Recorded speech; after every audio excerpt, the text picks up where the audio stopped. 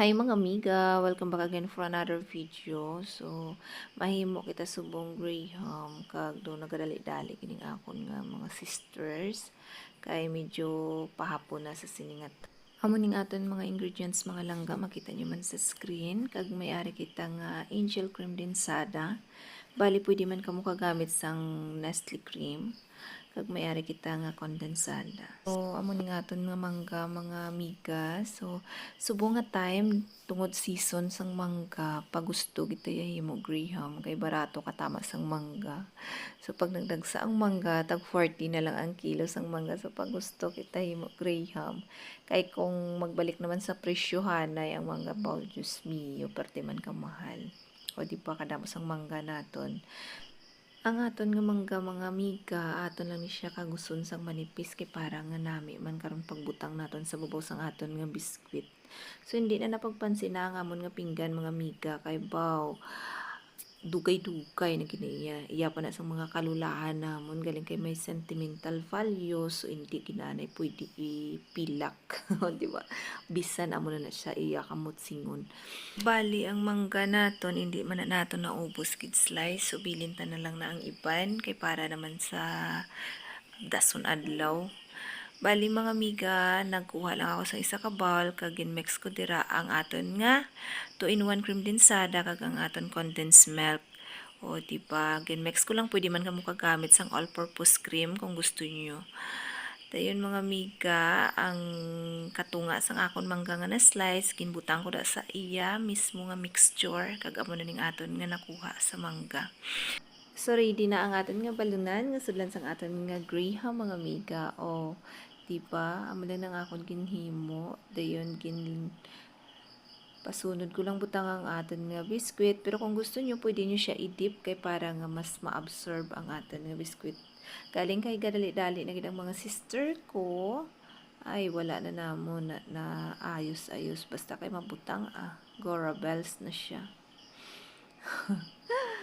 And then butangan ulit natin sang milk kag amo pag layer natin sang aton nga mangga. Na amo na pag layer namon sang amon nga mangga mga miga bali padali ay na lang giniya kay pa nagdali na gid ang akon mga sister.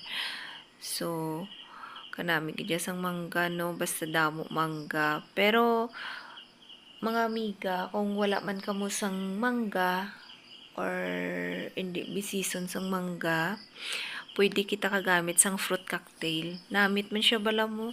Kaya na agyan ko man na fruit cocktail ang amon gingamit. Sus kanamit man sa iya.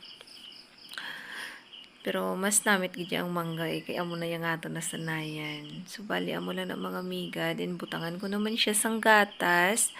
Kag bali buburan ko siya sang powder nga Grahams kay para nga ma-absorb niya. Then, ulit na naman, layer na naman ulit sa aton nga biskwit. As I said, pwede naton i-dip ang aton nga biskwit kay mas nami pag kung ma-dip siya sa aton nga mixture. Bali tatlo, kabalo na ng aton sinobra mga miga. So, but ka namit ganiya balaya sa iya no. Do hindi ka gidya matakaan kaon. Galing kay kung hindi man season, daw ka ano man mag-ubra sini kay syempre ka mahal sa mangga kisa. Di, laka lang kita ka-obra niya eh. Sa mula na mga miga, then gitapingan ko naman liwat sa babaw sang gatas kag another layer naman siya sang mangga. Ito yun, amo na siya mga miga. Pagkatapos naman sang mangga, mga miga, kay last portion na siya. Gibutangan ko naman siya sang gatas. Antes ko nagbubod sa iya sang pinugpog nga biskwit. Then, amo lang na siya mga miga. Then, pwede na natin siya i-cold.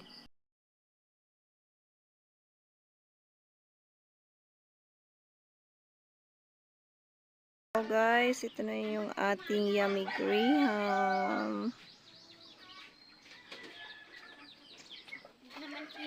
Sarap. So, yummy.